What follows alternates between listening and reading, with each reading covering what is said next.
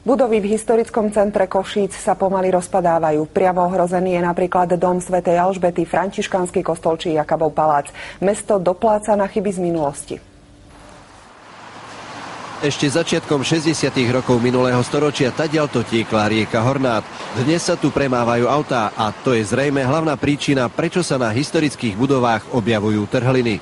Takým najdôležitejším faktorom je voda. Vysýchanie podložia mesta. Dochádza k javu, keď podložie vyschne a zmrští sa.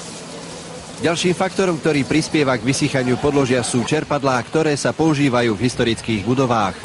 Čerpadlá tepelné vodu nepúšťajú do druhej studne, ale do kanalizácie. Na monitorovanie trhlín nainštalovali prístroje, ktoré zaznamenali alarmujúce údaje. U františkánskeho kostola za 12 mesiacov 13 mm, čo je dramatický údaj. Pán Kladek spolu s geológmi vypracovali plán monitoringu trhlín. Na tento projekt však potrebujú takmer 33 000 eur. Mesto bude musieť zafinancovať v prvom kole práve fázu monitoringu, aby sa zistilo, ktoré časti mesta sú ohrozené. Po vykonaní monitoringu budú musieť odborníci vymyslieť spôsob, ako zastaviť vysychanie podložia, ale už dnes poznajú jednu alternatívu. Najlepším, ale za to najradikálnejším riešením tohto problému by bolo prinavrátenie rieky Hornát späť do Mlynského náhonu. Leopold Henzeli, Slovenská televízia.